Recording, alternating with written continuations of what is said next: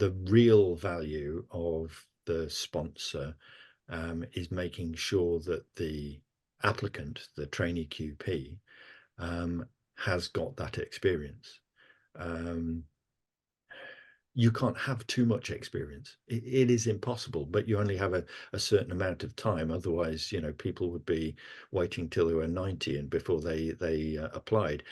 So it's getting the balance right there. But there is definitely too little experience. And then as an assessor, when we look through the application forms, we're looking at them against the study guide and trying to make sure that the applicant, when they come to Viva, if they're suitable to be invited to Viva, that they have got sufficient experience. And we are not allowed as assessors to invite somebody if they don't meet the minimum requirements. But then there's additional information above and beyond the minimum that we would like to see. And sometimes the applicant just doesn't offer that information up freely. And the sponsor is important then to make sure that the applicant not only has the right information, but they present it in the right way.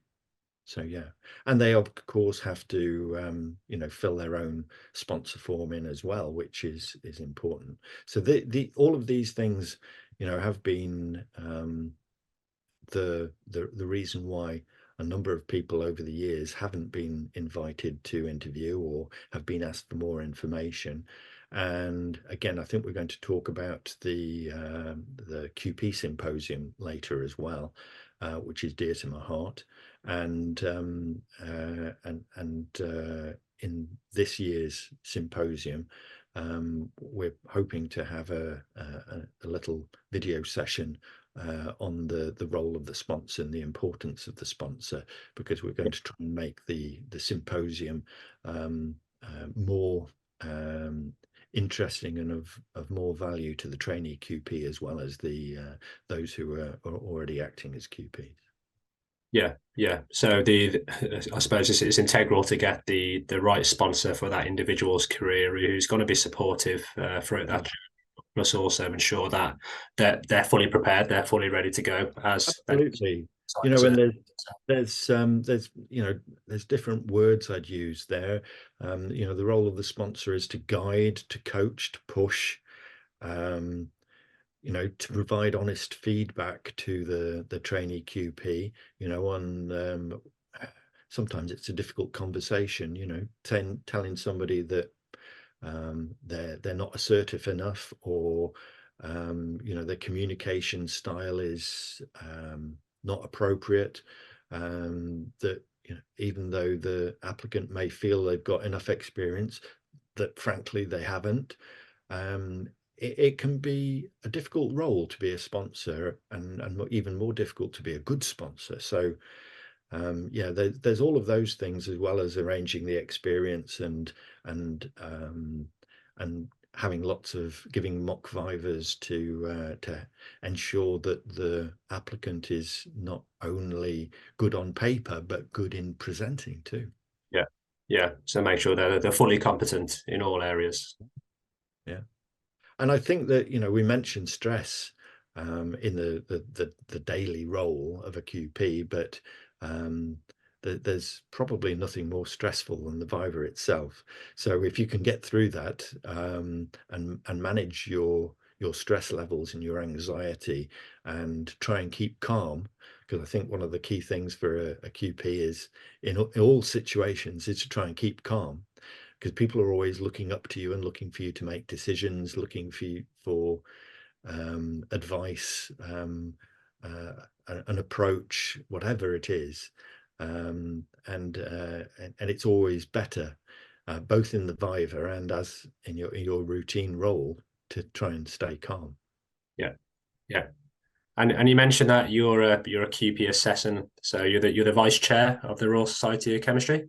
I am. I've just become the vice chair. So I spent 6 years in the early 2000s as an assessor for the RSC, and then I was missing it because I originally joined to try and give something back.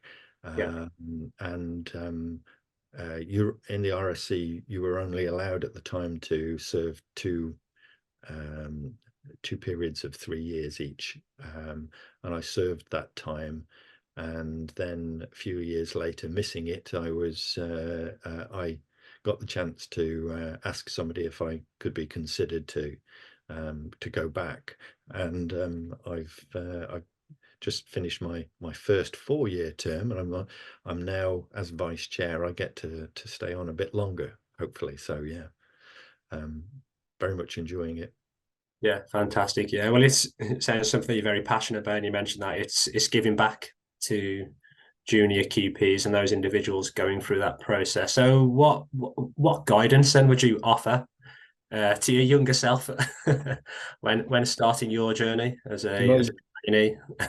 to my younger self, there's lots of guidance I'd give, probably about marriage and alcohol and things like that. But as a QP, um, um, probably um, try not to overcommit. Um, Again, this is linked to, stress, and I found myself in a position where um, there was a lot going on in the company that I was at, and um, a lot of challenges.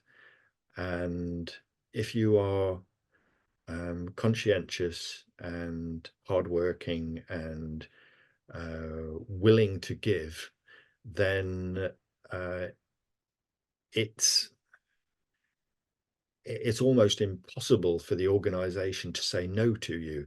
They're waiting for you to set the boundaries and to say, you know, 12 hours a day is too much. Uh, I got to the point where, if they'd have let me work 26 hours a day, I think they would have let me do it. And it was learning that I could and should say no. So I guess that's a key thing for me there. Another thing was I haven't heard this acronym for many years, but it's something that stuck with me. I had a boss who introduced me to GEMO, GEMO, good enough, move on. And I think that was a hard lesson for myself as well. I'd certainly tell myself a much younger age to learn about GEMO.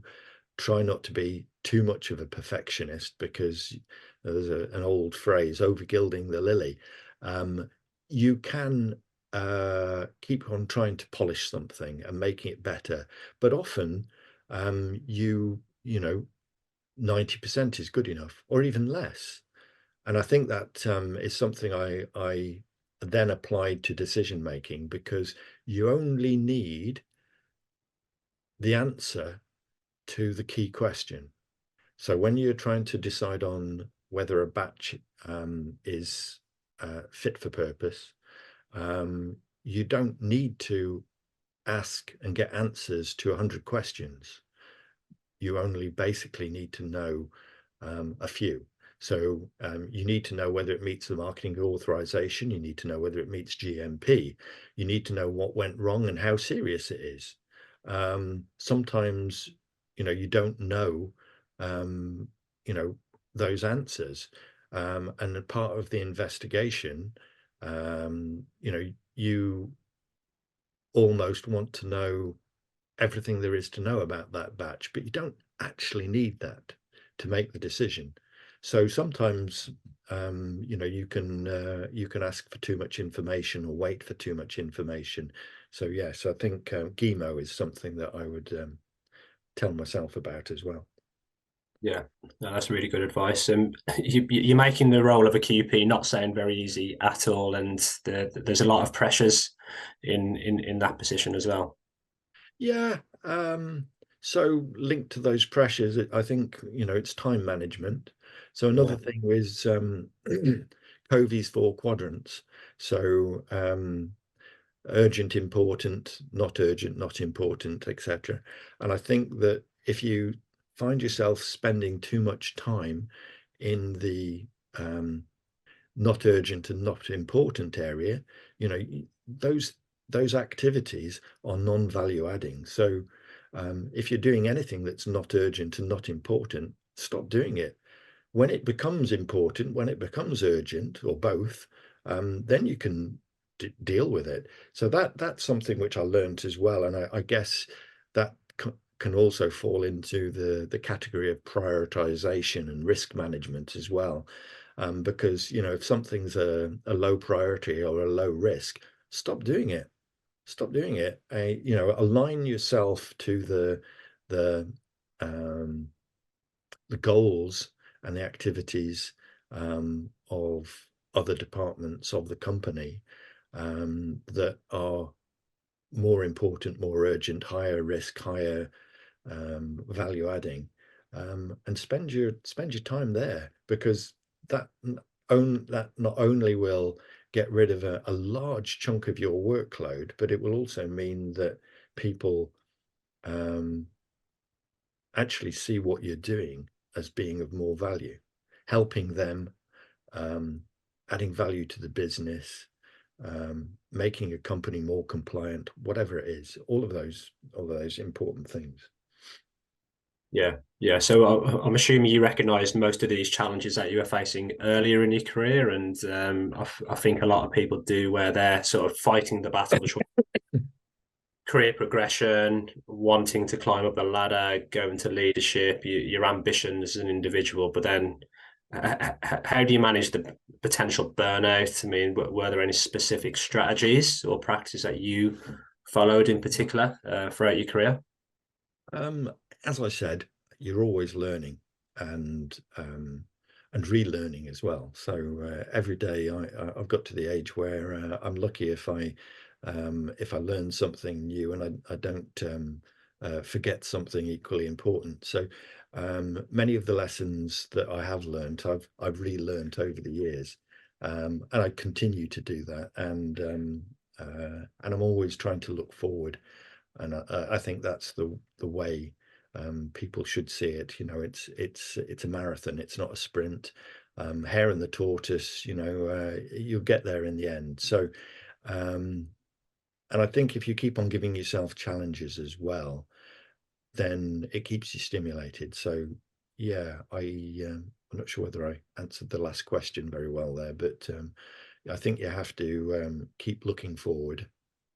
Yeah, yeah, and that I'm guessing that's quite key to stay motivated throughout your career. Yeah, and don't be scared of making changes. A lot of time, you know, the the opportunities that come to you, they don't feel like opportunities. Sometimes I've been dropped in at the deep end quite a few times in my career, and if you're to use that analogy again, if you sink to the bottom and come up spluttering, it certainly doesn't feel like an opportunity at the time. But any challenge, anything that happens to you in life, can be seen as an opportunity and can be turned into one. And when you look back at it, you probably think, well, there weren't not everything that happened was good or positive, but there were things that came out of it, and it certainly teaches you to be resilient, and you learn new skills, and you hone those skills, and those learnings give you new opportunities moving forward, and make you less scared of things that happen. So yeah, don't be scared of change, and don't at the same time don't try and take on too much. I've done that as well. Yeah, So yeah, it's a great adventure. It's a great journey. Who knows where the destination is? But yeah, try and enjoy it.